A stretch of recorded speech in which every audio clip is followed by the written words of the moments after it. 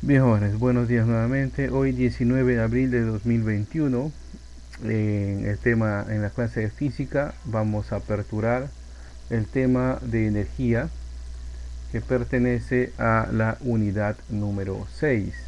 En esta unidad estará siendo desarrollada en esta sesión la parte teórica y en la siguiente también vamos a ver la parte práctica, por lo extenso, un poco extenso que es este tema, ¿no?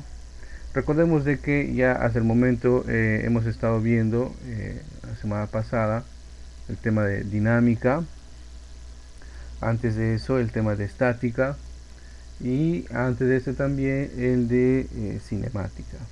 Entonces es una continuación en realidad de los temas que hemos venido desarrollando. Entonces cuando, igual que en el tema de dinámica, cuando nosotros observemos que hay un número reducido de fórmulas en esa unidad, en realidad son las fórmulas o ecuaciones que ya hemos estado viendo sumados, eso sí, sumados a lo que nos están presentando, ¿no? Por ejemplo, en el tema de dinámica veíamos solamente una fórmula, ¿no? Y les hice la aclaración de que no necesariamente es así, puesto que en dinámica también se basa con las fórmulas anteriormente vistas, ¿no? Tanto de cinemática, para el caso de MRUV, como para estática. Bien, llegando al tema de energía entonces, ¿no? Eh, la energía, como su clásica definición nos suele decir, ¿no? La energía no se crea ni se destruye, ¿no? Solo se transforma. Esa es la definición que siempre nosotros hemos visto en el colegio, ¿no? Entonces, la energía es la capacidad que tienen los cuerpos, ¿no? Para ejecutar o producir un trabajo, ¿no? Ese es otro tipo de definición. Cuando nosotros hacemos la idea de energía, ¿no? A veces uno cree pues que es una especie de aura que nos está rodeando. No, la energía es la capacidad que tenemos o que tienen los cuerpos para realizar un trabajo. Bien, en el manual nosotros vamos a disponer de formas de energía. La primera forma de energía es la que nos propone acá, que es la energía mecánica. Entre ellas, la primera,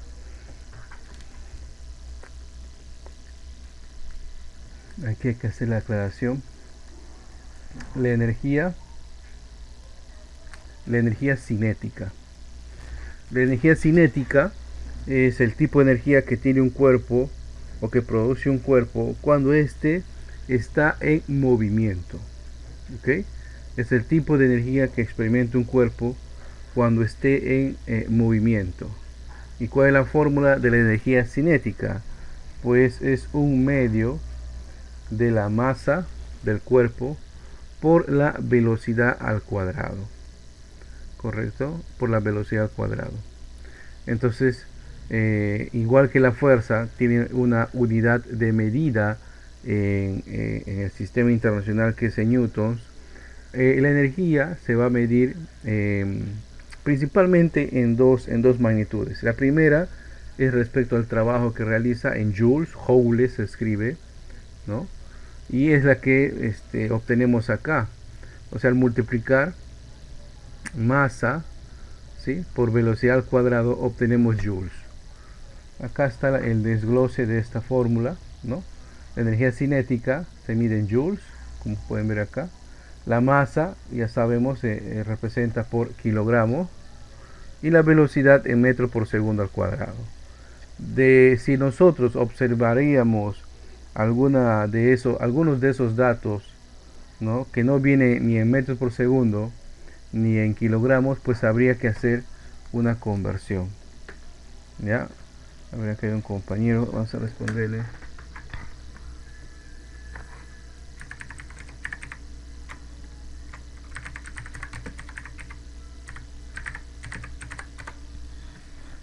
ver, vamos a ver. Vicente, bien.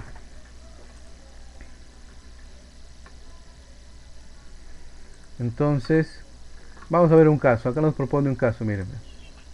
Dice acá, un cuerpo de masa de 0,2 kilogramos se lanza con una velocidad de 30 metros por segundo. Determinar su energía cinética. Entonces fácilmente, como las magnitudes están como nos presenta la ecuación, metros por segundo en kilogramos, numéricamente lo que se hace es sustituir los valores, ¿no? Ejecutar la fórmula y obtenemos ahí 90 joules, ¿no? Entonces ahí tenemos un ejemplo. Es una forma de energía, recuerden, energía cinética solo se presenta cuando el cuerpo está en movimiento. Ahora, ¿cómo se podría ampliar este caso de energía cinética? Imagínense que esa energía cinética se está obteniendo pues mediante una fuerza, ¿no? Que está empujando una masa, y a su vez ese cuerpo está rozando contra un suelo que tiene un coeficiente de rozamiento. Entonces habría que tener ahí la fuerza de rozamiento. Entonces se va ampliando, ¿no? Entonces los conocimientos respecto a esa fórmula pueden ampliándose, porque ya estaríamos usando el tema de dinámica, o de repente nos darían una velocidad, entonces estaríamos usando ahí el tema de cinemática. A eso me refiero. No necesariamente esta simplicidad de la fórmula nos ha de indicar de que todos los casos van a ser simples. No, hay veces en el que debemos recordar otros temas. ¿Ok? El otro tipo de energía es la energía potencial. Es la energía que está ahí, que no se utiliza, ¿no? Es la energía que se puede calcular, ¿no? Y que se convertiría en un momento cuando se llegaría a ejecutar.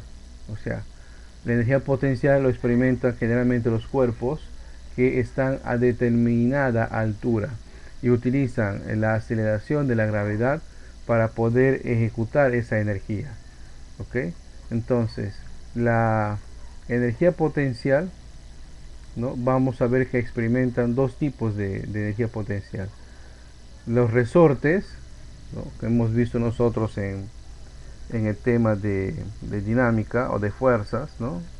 El resorte, cuya fórmula es 1 medio de k por x al cuadrado, siendo k una constante, y x al cuadrado, x vendría a ser la longitud de elongación de resorte. Elongación de un resorte quiere decir que la longitud máxima que soporta ser estirado o comprimido un resorte sin que éste se deforme, ¿ya? Porque si jalamos más de lo que normalmente soporta esa medida, pues ya deformaríamos el resorte y perderíamos las propiedades. Recuerda que una de las propiedades principales de un resorte es de que al comprimirse o al jalarse de él, eh,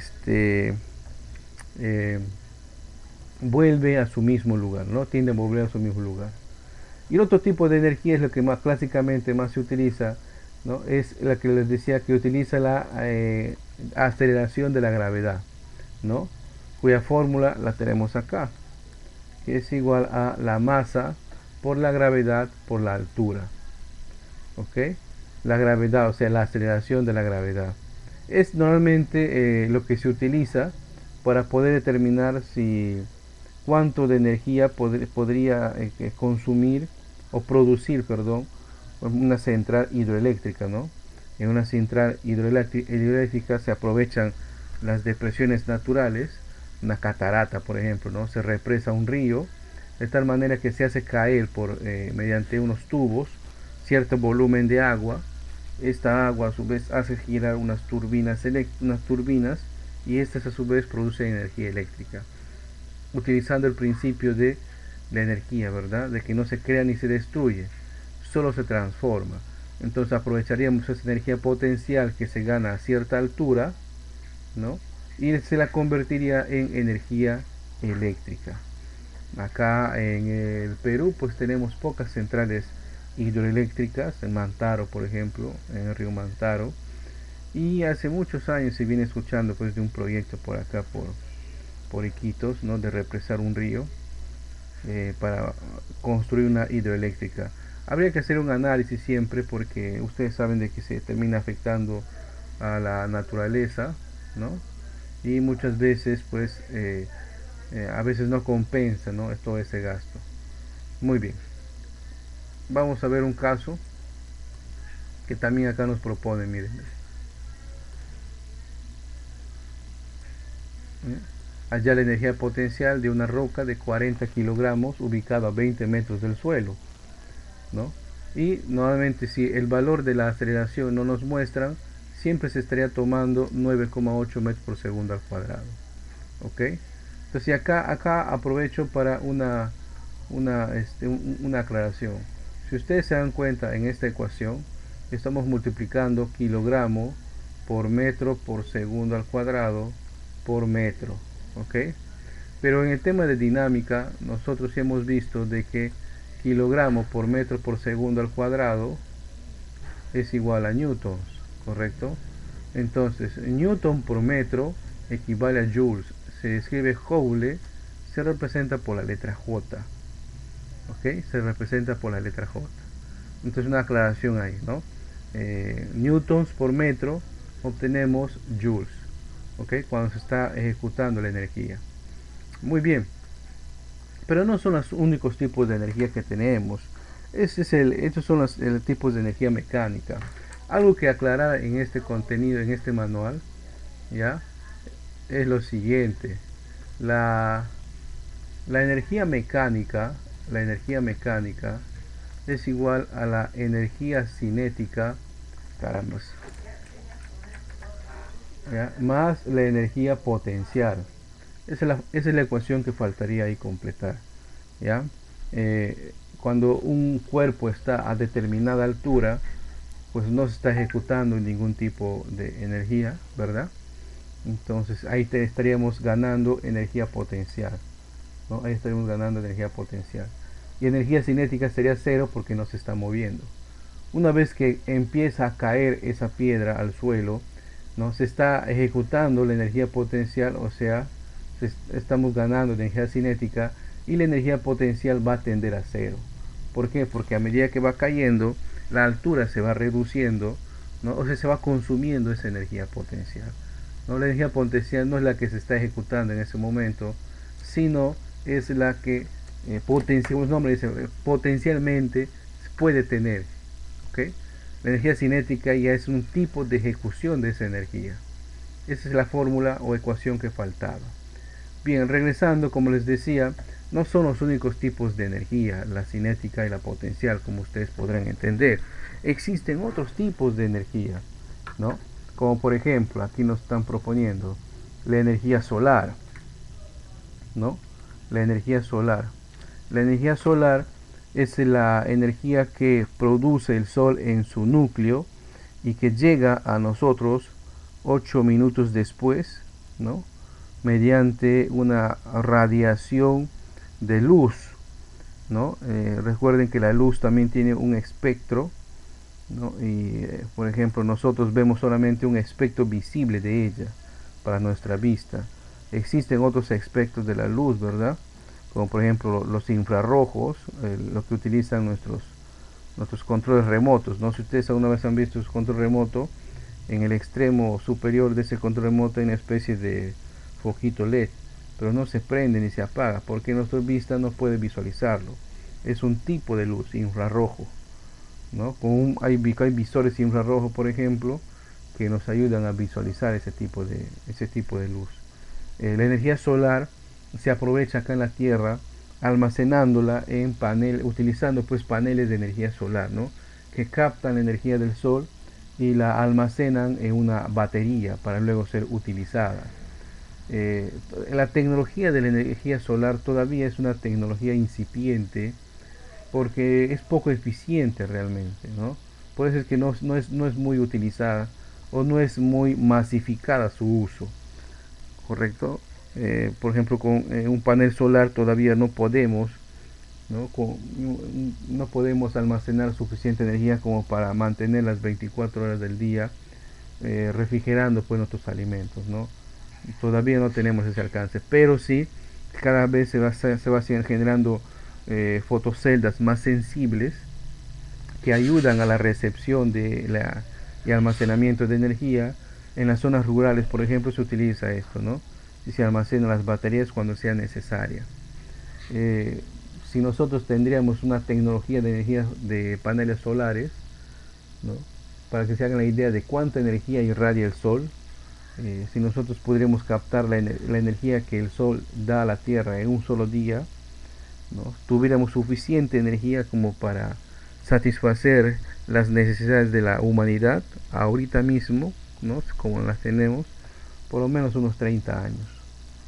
Entonces, para que se imaginen, se hagan una idea de tal cantidad de energía irradia el sol en nuestro planeta mediante la luz, ¿no? Recuerden que en el núcleo del sol se están fusionando 4 átomos de hidrógeno y se forma helio. Se llama la energía de fisión, perdón, de fusión. Es lo contrario de la fisión, ¿no? Pero como les digo, en zonas rurales se puede aprovechar. Hubo un proyecto hace mucho tiempo en el cual pues se pensaba poner paneles de energía solar en los techos de nuestras casas, de tal manera que en la misma casa hagan un sistema de almacenamiento de esta energía, ¿no? Pero queda en nada, ¿no? Porque ustedes saben, pues acá a veces llueve, los paneles solares necesitan mantenimiento y solamente el costo del mantenimiento hacía poco viable este proyecto. Si ustedes desean pues experimentar ahora pues en los distintos tiendas electrónicas venden paneles de energía con sus propios sistemas de almacenamiento, con su propio alternador si queremos convertir la corriente alterna, ¿no? Cuando queremos pasear, por ejemplo, por zonas rurales, ¿no? Donde hay escasez de esto, o cuando en los lugares que falta electricidad, pues queremos cargar nuestros celulares, los medios de comunicación. Incluso hay postas médicas aquí en la Amazonía del Perú que cuando hay campañas de vacunación utilizan este tipo de energía para por lo menos mantener refrigerado las vacunas, ¿no? ¿Querías opinar, Jonathan? Profe, en vez de cómo se llaman los paneles, la energía se guarda en baterías, ¿no?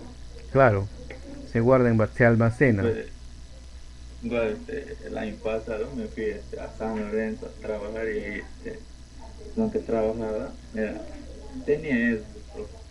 Y y, tenía fu- y y funcionaba. bueno era sí, ¿Qué, entonces en San Lorenzo no hay, qué, qué, no hay luz electri- todo el qué día. electrificaban con eso?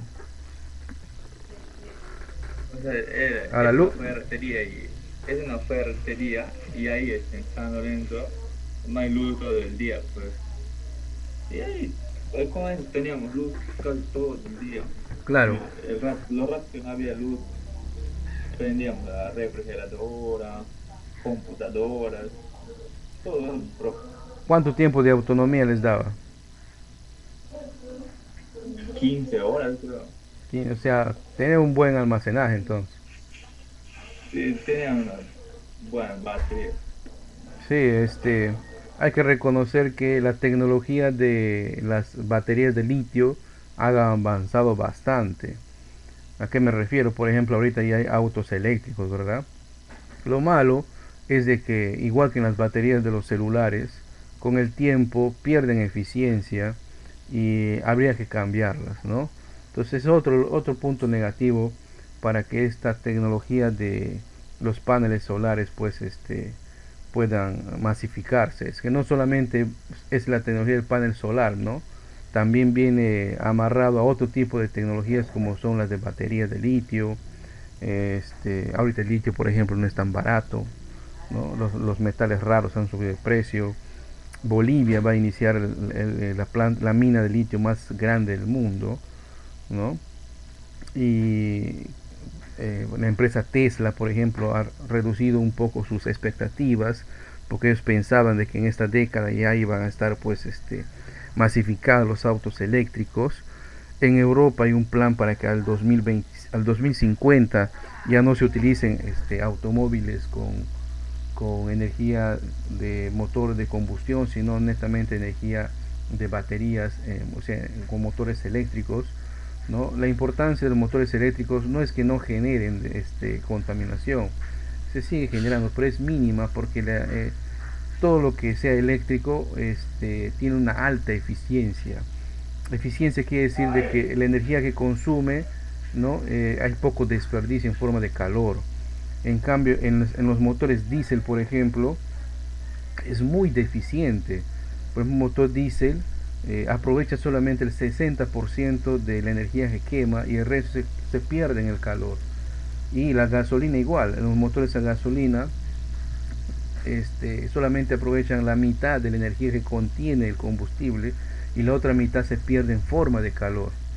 Entonces el calor es una forma de energía que vamos a ver más adelante. Bien, esto es respecto a la energía solar. Tenemos otro tipo de energía acá, la energía hidroeléctrica. Como hemos estado diciendo, la energía hidroeléctrica aprovecha las depresiones naturales, las caídas de aguas naturales, para poder generar, utilizando esa fórmula de la energía potencial, para poder generar pues energía eléctrica. El problema energético de acá, de nuestra sociedad moderna, es la energía eléctrica. Porque si ustedes se imaginan un mundo sin electricidad, pues no vemos la sociedad que en este momento tenemos, ¿verdad? De repente nuestros abuelos o bisabuelos han vivido en ese tipo de mundo, pero yo creo que su generación no puede, por ejemplo, despegarse de su celular, de estar conectado a internet, ¿no? Imagínense los siguientes que están viniendo. Entonces la energía hidroeléctrica es un gran es un gran aliciente, es eficiente, no contamina. Lo malo son los efectos secundarios de afectar al medio ambiente. En la frontera, por ejemplo, con Brasil y Paraguay, hay una enorme hidroeléctrica, la más grande de Sudamérica, ¿no? ¿Cómo se llama este río? No me acuerdo, ¿no? Se terminó de construir hace muchos años, sobreponiendo tanto Paraguay como Brasil, por ejemplo, sus dificultades históricas, porque si ustedes ven la historia, Paraguay perdió casi la mitad de su territorio en una guerra con Brasil, ¿no? Sobreponiendo esas rencillas históricas, tenían una visión hacia el futuro, hicieron una represa en ese río, en esa frontera, y los dos países pues gozan y aprovechan ese tipo de energía, ¿correcto? Es energía hidroeléctrica. Acá en el Perú, creo que en Moyobamba hay una especie pequeña hidroeléctrica, no sé si ustedes habrán viajado, habrán visto, no sé si funcionará. En el Mantaro, en el río Mantaro es una de las más grandes que produce más energía, pero casi el gran porcentaje de la energía de la red eléctrica nacional es producido por el gas de camisea, ¿ya? Acá en el mercado peruano funciona empresas que producen, empresas que distribuyen. Hay empresas que solamente producen energía, quemando por ejemplo el gas natural y lo convierten en energía eléctrica y eso lo mandan a las redes de distribución eléctrica. Existen otras empresas que distribuyen, ¿no? Por ejemplo, y están considerados geográficamente, ¿no? Nosotros, por ejemplo, a diferencia de otros países, no podemos elegir, bueno, yo quiero conectar mi casa a energía eléctrica con esta empresa, como si puedes elegir en telefonía móvil. En cambio, en energía eléctrica no es así. Estamos inscritos a ciertas regiones, ¿no? Acá en Loreto está Electrooriente, por ejemplo, ¿no? Y creo que una parte grande de San Martín. En cambio, como vamos más hacia el norte, hacia Piura, hay otra empresa, ¿no? Del norte. Vamos al centro, hay otra empresa. Vamos al sur del país, hay otra empresa. Entonces, las empresas en sí no compiten entre ellas, ¿ok? El gran porcentaje, no olviden, de la energía eléctrica que se produce en el país es por quema de gas, ¿no? A excepción pues de algunas islas energéticas como es Iquitos, ¿no? Iquitos estamos alejados de la red eléctrica nacional y nosotros producimos electricidad mediante la quema de combustible, ¿no? Por eso es altamente el costo acá. En cambio allá yo sé que ustedes están interconectados a la red eléctrica nacional, con lo negativo que trae eso, ¿no? A veces hay bajones de corriente, etcétera, etcétera. Bien, otro tipo de energía es la energía eólica.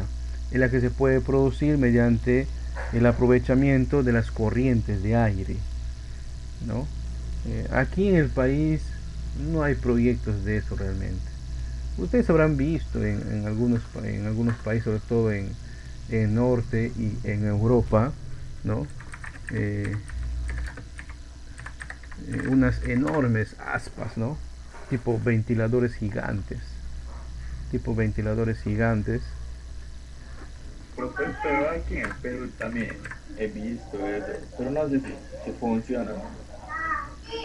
Debe haber uno que otro, ¿no? Por ejemplo, yo conocí Por ahí, un ex colega por, que por esa parte de la costa había visto una cantidad sí, también de viajes, profe. Son gigantes. hay unos proyectos pequeños, ¿no? Pero granjas, así como los hay, por ejemplo, en Canadá, como los hay en Europa. Acá estoy mostrando, por ejemplo, estos enormes, ¿no? Son como edificios en sí, ¿no? Eh, Enormes ventiladores, aspas que aprovechan la energía, pues, como me había dicho un colega, bueno, un ex colega cuando estaba trabajando por allá, era de que no era constante la circulación de las corrientes de aire y a que en algunos momentos o épocas del año no se producía lo suficiente como para confiarse en ese tipo de energía. Por eso son ocasionales, ¿no? Son ocasionales. Eh, en otros países se aprovecha esto porque tienen enormes llanuras, ¿no? Donde no hay cerros ni montañas, entonces el aire puede correr libremente las 24 horas del día, los 7 días de la semana y casi siempre los 12 meses del año, a pesar de las estaciones. Como les digo, en Europa hay ciertos lugares donde se aprovecha esto, pero el proyecto más grande de esto, si ustedes lo buscan, si lo googlean, está ahí una parte en las estepas o las llanuras de Canadá, ¿no? En el llano canadiense, ustedes saben que si ustedes googlean hay enormes granjas de este tipo de energía, ¿no? Produce tanta energía que tienen que vendérselos a Estados Unidos, ¿no? Ese problema cuando a veces tenemos tanta energía que se produce que no hay quien lo consuma, entonces se tienen que vender a otros países, ¿no? Es la energía eólica. Hay proyectitos también pequeños que se pueden aprovechar acá. Yo recuerdo acá en Senati teníamos un proyectito de esos, teníamos un aspa, ¿no? Que utilizaba y cada vez que había corrientes de viento se almacenaba esa energía pues en baterías, ¿no? Estoy hablando de hace muchos años donde todavía la tecnología de almacenamiento en baterías era incipiente, ¿no? Es energía renovable, ¿no? Es energía renovable, pero tiene un impacto en los ambientes de la naturaleza, ¿no? No crean que es la divina panacea y que con esto hemos salvado el mundo, no. Se sabe de que donde están instalados este tipo de aspas, hay una enorme reducción en la fauna de pájaros, ¿no? Y usted dirá, profe, pero ¿qué nos importan los pájaros? No olvide que cuando sacas una especie de un ambiente, alteras el ecosistema, ¿no? De repente esa especie de pájaros consumía un tipo de insectos que mantenían la raya, un tipo de plaga, ¿no? Se altera, pues se altera la naturaleza. Entonces todos este tipo de energía que estamos nombrando, casi todos, tienen sus pros y sus contras. Algunos más que otros, ¿no? Algunos más que otros. Acá obviamente en la selva sería un poco eficiente poner eso, ¿no? Hay corrientes de aire ocasionalmente, salvo pues si lo pusiéramos en las puntas de los cerros, ¿no? En las cejas de selva, por ejemplo. Ustedes saben que de, de Yurimaguas a Tarapoto hay una ceja de selva, ¿no? Hay unos mini cerros por ahí y en ciertas alturas corre mucho el viento y se puede aprovechar, pero es poco eficiente, ¿no? O sea, la inversión que esto acarrea no se puede recuperar fácilmente, ¿no? Y a veces las empresas no quieren hacerlo por las distintas trabas, tanto burocráticas como naturales o ambientales que hay que salvaguardar, ¿no? Es un tipo de energía, pero bueno, ya lo conocemos. El otro tipo de energía, la que siempre estamos utilizando todos los días, es la energía química. Las baterías, ¿no? Usted le han regalado, se han comprado un juguete en esta Navidad que ha pasado, se habrán dado cuenta de que utilizan pues lo que llamamos pilas, ¿verdad? Hay formatos de tamaños de pila, ¿no? Doble A, triple A, hay otros formatos también. No es otra cosa más que un almacén de compuestos químicos que al ser catalizados o al unir unos polos pues generan energía, ¿no? Energía eléctrica, ¿no? La energía química se utiliza bastante, como les decía, ¿no? Hay tipos de baterías que son recargables, ¿no? Como las baterías del celular. Las baterías del celular, ustedes saben que son recargables, cuando se van agotando, se conectan a la energía eléctrica y se recargan, ¿no? Con tecnología a base de litio. Pero no son infinitas, ya saben que ustedes mismos habrán experimentado que cada cierto tiempo hay que cambiarlas, ¿no? Incluso las empresas de ahora, ¿no? Muy inteligentes ellas, han creado equipos móviles que no se pueden sacar sus baterías, ¿no? Entonces se muere su batería, pues se murió se murió el equipo, ¿no? No sé si ustedes lo han visto, ¿no? Que vienen con todo incluido. Bueno, ese tipo de cosas se presentan, ¿no? Energía química, ¿ok? La reacción de algunas sustancias. Y la más popular de todas ellas es la reacción química que se genera para la quema de combustibles fósiles, ¿no? La gasolina, el diésel, ¿ok? El querosén. El combustible fósil en realidad es la energía solar. Claro, es la energía solar. Las plantas, por ejemplo, utilizan la energía del sol para producir sus alimentos por un proceso llamado fotosíntesis. Entonces, un árbol, ¿no? Coge carbono del ambiente y lo convierte a su provecho en hojas, en ramas, en sus troncos, en sus raíces, en sus frutos. Si nosotros agarramos un montón de árboles, un bosque, y lo cubrimos de tierra, ¿no? Por toneladas de tierra, estaríamos alterando su proceso natural de degradación, ¿no? Miles de años después, ese bosque pues se habrá convertido en petróleo, y lo que ahora utilizamos, ¿no? El petróleo en realidad es energía fósil, o sea, animales, bosques que hace miles de años estaban en la superficie de la tierra y por catástrofes pues han quedado cubiertos y no han seguido su proceso natural de descomposición. Pero la cantidad de petróleo en el mundo pues no es infinita.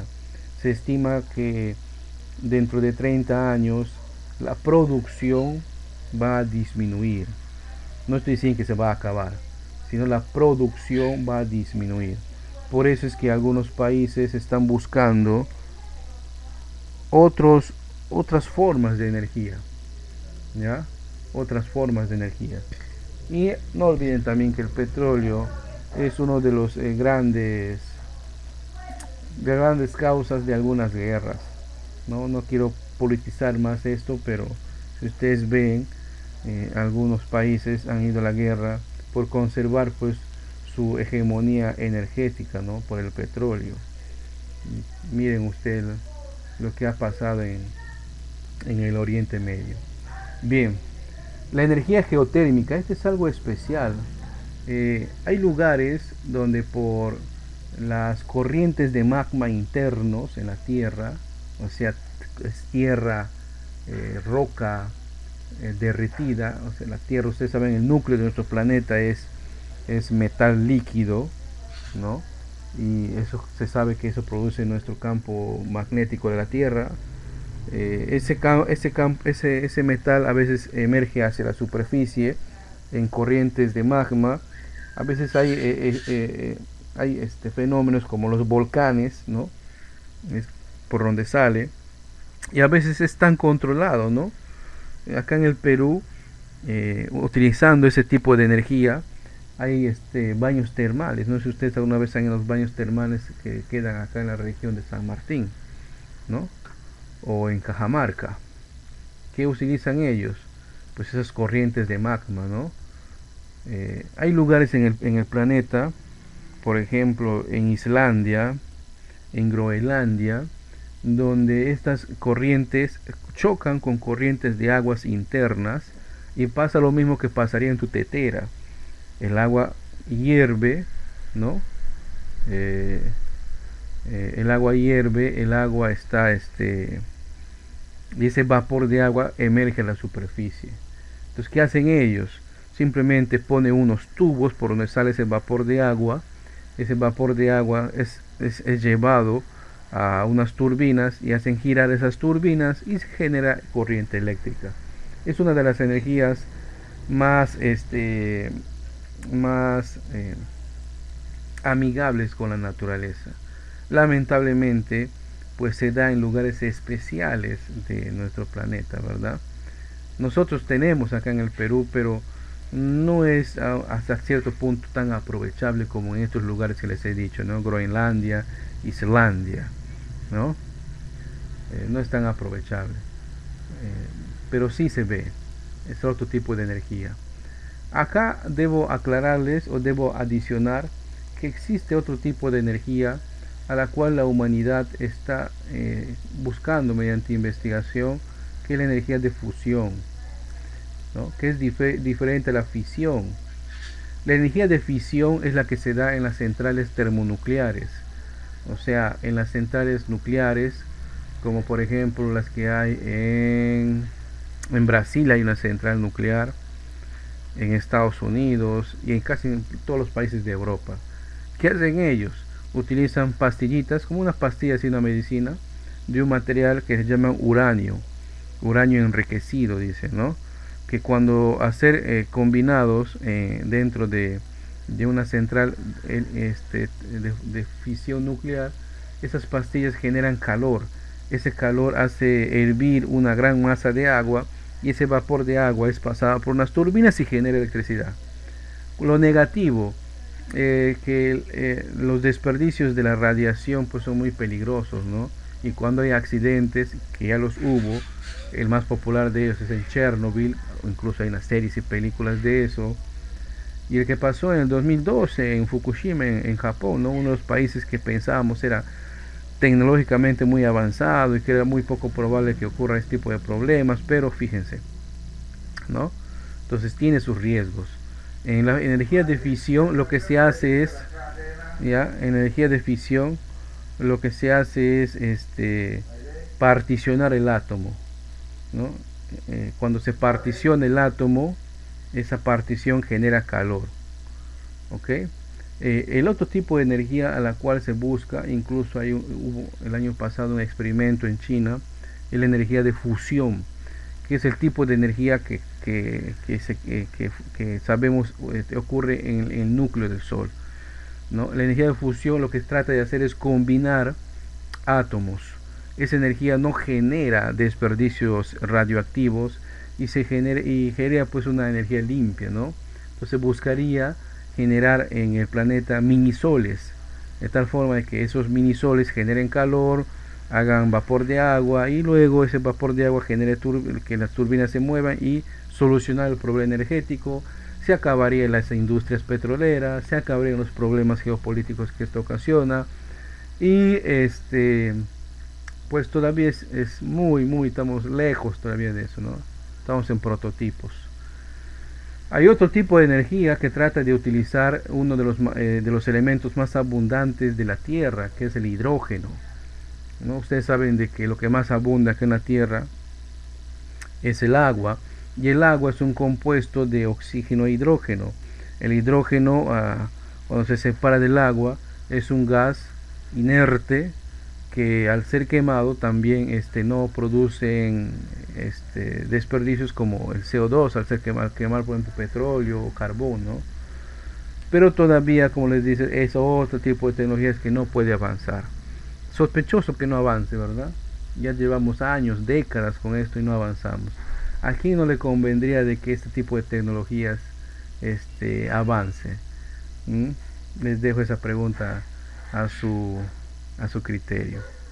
Bien, el otro tipo de energía es el calor. ¿Ya? El calor, el calor en realidad es la energía interna de los cuerpos. Entonces desde ya no es correcto decir, siento mucho calor, ¿verdad? El calor es la energía interna de los cuerpos. Cuando nosotros vimos los estados de la materia, nosotros vimos ahí que cada cuerpo internamente tiene una estructura molecular. Pues estas moléculas están cargadas de energía, ¿no? Y a veces y ese tipo de energía determina si ese cuerpo está en estado sólido, en estado líquido o en estado gaseoso, ¿no? Entonces el calor es un tipo de energía. ¿Cómo se produce el calor? Pues, o cómo se puede aumentar o disminuir el calor, ¿no? Es un tipo de energía. Ahora, lo que se utiliza para medir ese calor son instrumentos, ¿ok? Por ejemplo, lo que nosotros utilizamos es un termómetro, ¿no? El termómetro, por ejemplo, el más clásico de ellos es el termómetro en base al mercurio, que contenía una gota de mercurio, ¿no? Cuando la temperatura aumentaba pues la medida de ese termómetro, ¿no? Cuando la temperatura disminuía el nivel del mercurio en el termómetro, porque existe una propiedad en los cuerpos que cuanto más energía en forma de calor tenga, el cuerpo tiende a dilatarse, y cuanto menos energía, el cuerpo se contrae, ¿ok? Aunque ahora pues existen otros tipos de instrumentos de medición de la temperatura, ¿no? Y gracias a la pandemia se han masificado, ¿no? Por ejemplo, los termómetros de rayos infrarrojos, ¿no? Donde saltas un rayo y devuelve pues el tipo de temperatura que tienes, ¿no? Es recomendable comprar este tipo de instrumentos que sean certificados, no los más baratitos, porque a veces pueden dar una falsa lectura. Recordemos nuestro tema de instrumentos de medición. Cada instrumento pues no es exacto, tiene su margen de error, y hay que buscar instrumentos que sean certificados. Uno de ellos es el termómetro por luz infrarroja, ¿no? O por láser, que también hay otros, ¿no? En el mercado yo sé que más se vende el infrarrojo, no el láser. El tipo de láser es un poquito más caro porque se utiliza en las industrias, por ejemplo las calderas, ¿no? Que hay que determinar temperaturas que sobrepasan los 1000 grados. Ahí se utiliza eso. Y normalmente lo que hacen las empresas pues es comprar lo más baratito, ¿no? Puesto pues 100 soles, 120 soles. Y no está garantizado, ¿no? No está garantizado. Eso es pues para algún chef, ¿no? Que quiera cocinar. Pero no es para estar midiendo la temperatura constantemente en un local. Tienden a perder eficiencia. No hay problema, acá a Gilmer se le fue la señal, no hay problema, Gilmer. Bien, ¿cómo se propaga el calor? ¿O cómo se produce la energía en forma de calor? Bueno, quemando algo, produce esa energía en forma de calor, ¿correcto? ¿Y cómo se propaga esa energía? ¿Cómo se propaga la energía del calor? Por irradiación o radiación, ¿no? Por ejemplo, si usted quema algo y acerca las manos al fuego, pues sus manos se van a calentar, ¿verdad? ¿Correcto? Es una forma tradicional de la propagación de calor. Otro es por conducción. Cuando están cocinando y utilizan, por ejemplo, una cuchara de metal, rápidamente el metal se va a calentar. Entonces esa energía ha pasado a la cuchara por conducción. ¿Correcto? No olvidar eso, conducción. Y el otro es por convención, ¿no? La de convención es cómo se calientan tanto los líquidos y los gases, ¿no?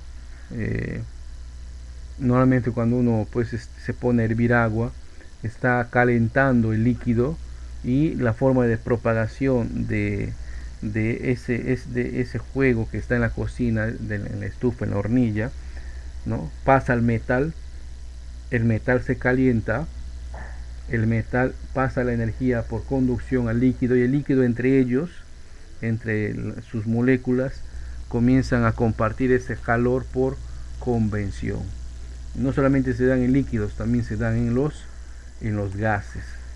¿Ok? También se dan en los gases. Claro está que es muy peligroso, pues tener un recipiente contenedor de gas y someterlo a un calor, ¿verdad? Este principio también, por ejemplo, se utilizaba antes. No sé si ustedes habrán visto las ollas a presión, ¿no? Es una olla cuya tapa era herméticamente cerrada, ¿no? Y utilizaban pues ese principio para poder cocer o cocinar los alimentos más rápido. Entonces los frijoles que normalmente pues se cocinaban en una hora y media, acabando pues tu carbón, tu leña, porque hay frijoles pues que son muy guardados y tardan mucho en cocinarse. Utilizaban pues ese principio de la presión. Cuando la tapa de la olla está cerrada, pues la temperatura aumenta muy rápidamente, y eso también es peligroso, porque si no se tiene control de eso o el material de la olla no es muy bueno, puede explotar y es peligroso. Después la gente ha dejado de utilizarlo. Cuando era más joven veía casas que tenían eso, pero por los accidentes que había, pues se hizo un poco impopular, ¿no? Se hizo un poco impopular porque a veces pasa, pues, ¿no? Que la gente se olvida la cocina prendida, la olla ahí, ¿no? Entonces, normalmente lo que pasaría en una olla abierta es que se quemaría lo que está dentro, pero cuando es olla a presión no pasa eso, ¿no? Cuando es olla a presión explota. Muy bien. El calor tiene una fórmula, tiene una ecuación, ¿ya? ¿Cuál es? Se representa por la letra Q, ¿no? El calor es igual a la masa multiplicado por C sub E, que es el calor específico, multiplicado por delta T. O sea, ese triangulito se llama delta y T es la temperatura. ¿Ok? Recuerden, el calor entonces es igual a la masa multiplicado por el calor específico multiplicado por la variación de la temperatura. Ahorita vamos a llegar a la temperatura. La masa en esta fórmula, ojo, atentos a esto, la masa en esta fórmula se mide en kilogramos o gramos, pero por lo general se utiliza en gramos, ¿ya?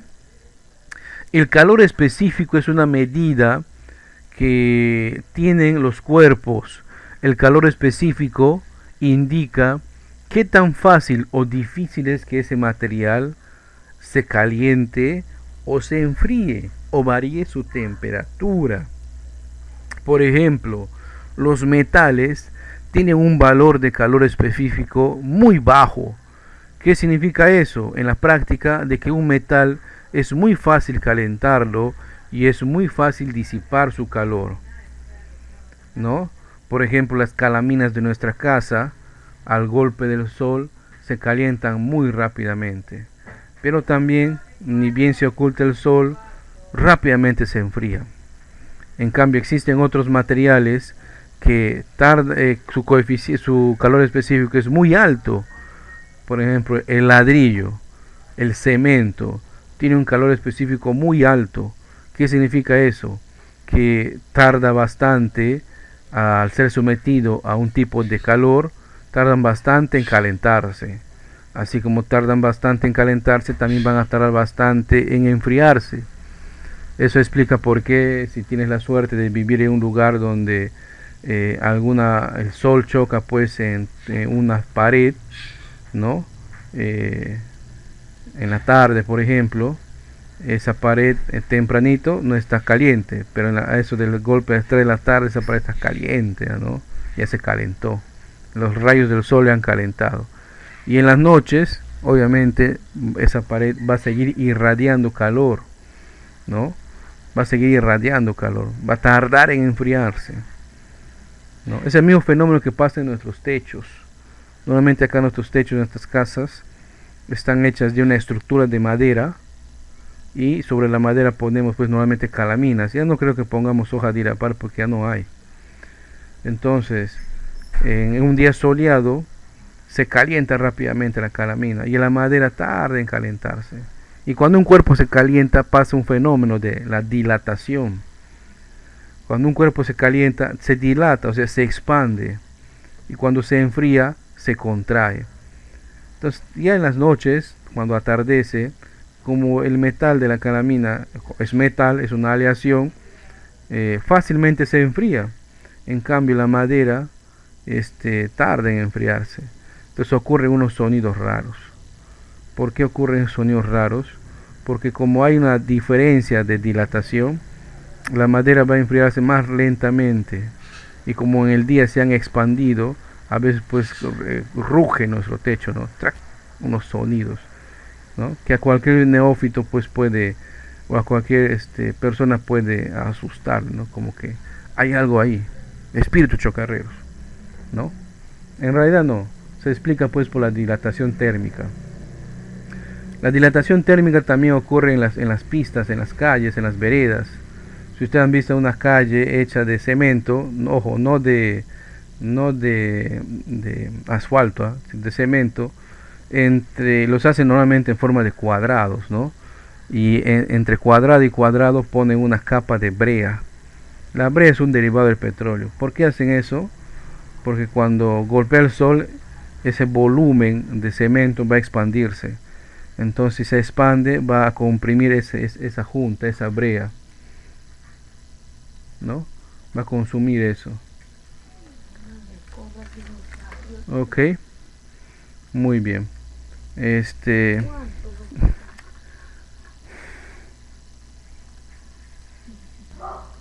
Bien. Nuestro cuerpo también experimenta el calor, no crean que no, ¿ya? Tu cuerpo también experimenta el calor. Y a veces malentendemos eso. Para nuestro cuerpo hay dos tipos de medición de la temperatura, ¿ya? Por ejemplo, cuando Senami da la temperatura en la ciudad, dice, ¿no? 32 grados centígrados. Y luego pone abajo, sensación térmica, 36. Ah, muy bien. Una cosa es la temperatura y otra cosa es la sensación térmica. La sensación térmica es lo que normalmente nosotros sentimos, ¿ok? Y eso a veces es bueno, a veces es malo, ¿no? Entonces, una cosa es la temperatura que te mide el termómetro y otra cosa es la sensación térmica, o sea, el cuerpo, lo que siente. Normalmente uno cuando pues tiene mucho calor tiende a aventarse, ¿no? Y en realidad eso genera más calor todavía. Uno cuando hace calor pues tiende a tomar bebidas heladas. En realidad estás ingresando a tu cuerpo un shock térmico, ¿no? Que a la larga pues genera problemas en tu sistema respiratorio, en tu garganta, hasta en tu estómago, ¿no? Porque rápidamente estás variando la temperatura de una parte de tu cuerpo y otra parte se mantiene caliente, ¿no? O a veces tenemos calor y compramos un helado, un chupete, un curichi, un marciano, como dirían los costeños. Pero a la larga te genera también más calor porque un helado contiene bastante azúcar y el azúcar es calorías, es calor.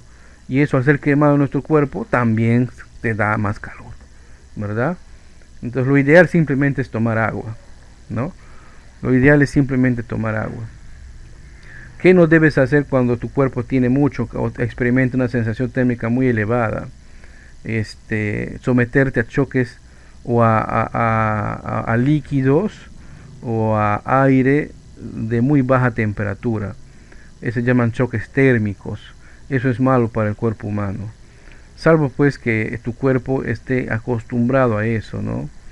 Es lo que nos pasa, por ejemplo, acá en la Amazonía, cuando tenemos una alta temperatura y a veces vamos a locales de los bancos, ¿no? Y que están pues en un ambiente de aire acondicionado bien bajo, ¿no? Ese cambio de temperatura brusco enferma pues tanto a los niños como a los adultos mayores. O los jóvenes no tanto, por el hecho mismo son jóvenes, ¿no? Parece mentira, pero A la larga eso tiene consecuencias. Así que si algún día ustedes trabajan en lugares así refrigerados, tienen que aclimatar su cuerpo, ¿no? Si ya van a salir, no salgan pues de golpe a la calle cuando están pues estás en un ambiente de 22 grados, tu cuerpo está a 22 grados y al segundo después sales a un ambiente de 36 grados o con una sensación térmica de 40, terminarías enfermándote. Ten mucho cuidado con eso. Muy bien. Seguimos hablando de esto y como les decía, los metales tienen un calor específico ya calculado, ¿no? Los metales son los que tienen un calor específico más bajo, ¿no? Más bajo. Por eso esto explica por qué, como parte de las medidas de seguridad, por ejemplo, a los electrónicos o electricistas no se les permite trabajar con aretes, collares, anillos. ¿Por qué? Porque cuando reciben a veces una descarga eléctrica, lo que contiene tu cuerpo y que conduce mejor la electricidad es un metal. Entonces los que reciben una descarga eléctrica de hecho van a tener unas quemaduras en esa zona donde tenían sus collares, aretes, anillos, ¿no? Incluso ustedes, si en algún momento trabajan con componentes eléctricos o electrónicos, ¿no? Como parte de la medida de seguridad es quitarse todo lo metálico, ¿no? Porque ahí es donde va a golpear, ¿no?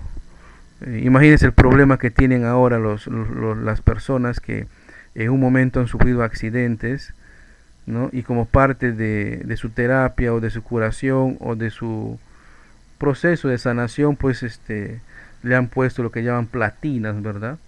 Hay personas que han perdido cierta sección de sus huesos en algún trauma y les ponen pues metal, el platino, ¿no? Obviamente dentro del cuerpo van a tener ese metal pues por casi toda su vida, ¿no? Entonces ellos son muy sensibles en realidad.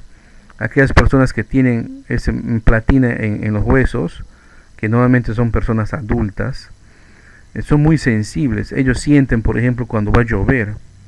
Nunca han escuchado eso, ¿no? Dicen, va a llover porque como que me comezona, dice, ¿no? ¿Por qué pasa eso? Hay una explicación científica también para eso. El ambiente que nos rodea tiene una presión atmosférica. Cuando esa presión atmosférica baja o sube, indica pues que va a haber una tormenta. Antes que llueva, precede ciertos indicadores atmosféricos. La presión atmosférica baja. Esa diferencia de presión, por ejemplo, hace que los metales tiendan a calentarse o a enfriarse. Y como tu cuerpo tiene un coeficiente a un calor específico más alto que el metal que está dentro de tu cuerpo, lo sientes. Entonces comienza a irritarte y a algunos les genera pues comezón. Entonces ellos ya saben que va a llover, ¿no? Es el mismo principio que sufren los que tienen parásitos. Los que tienen parásitos en los intestinos, pues se siente también esa variación de presión, ¿no? Y ya saben ahí donde les comezona, ¿no? También tiene su explicación científica. Ya vamos sabiendo algunos detalles que antes pues eran creencias. Bien, de todos los metales, como pueden notar, es el zinc, el cobre y el bronce que tienen un bajísimo calor específico. Por eso es que se utiliza, por ejemplo, el cobre para hacer cable de tendido eléctrico, ¿no? Transmiten muy bien la corriente eléctrica, ¿no? Y se calientan y enfrían rápidamente. Bien. Y por último vamos a llegar a las temperaturas. Para medir la temperatura lo que se utiliza son escalas térmicas. En el mundo real se miden en dos, en Celsius, ¿no? Y en Fahrenheit, C y F. Pero no son las únicas. En el mundo académico se miden en Kelvin, ¿no? En Kelvin, acá está, y en Rankine. Pero, valgan verdad, este último ya casi poco se utiliza. Si ustedes viajarían a Europa o a Estados Unidos, al llegar al aeropuerto, siempre el piloto les dirá la temperatura en Fahrenheit. Ustedes tendrían que hacer la conversión a Celsius. Esto con la avenida de los Smart es más fácil, ¿no? Porque ya nos dan la temperatura en la medida que nosotros queremos. Ustedes recuerdan el tema de medidas de ángulos, de ángulos, ¿no? Sexagesimal, centesimal, radial, donde había una ecuación y ahí utilizábamos lo que nos convenía. Pues esta es la misma. Si nosotros queremos hacer una conversión de Celsius a Kelvin, pues utilizamos la primera y la tercera fracción, ¿no?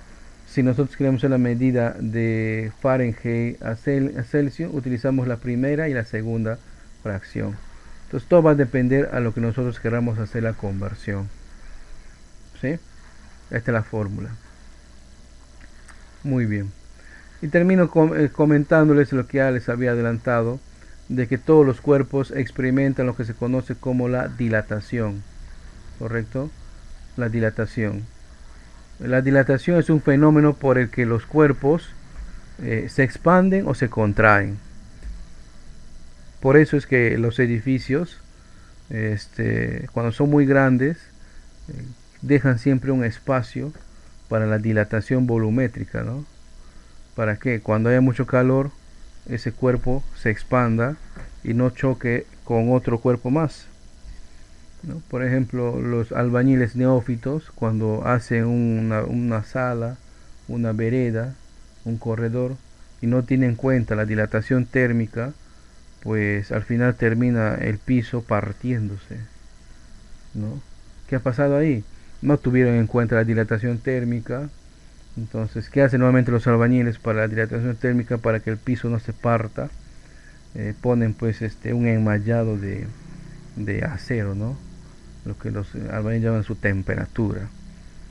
Ahí tiene su explicación. ¿Ok? En la pista, ¿qué hacen? Pues ya le he dicho, ponen esa junta de brea.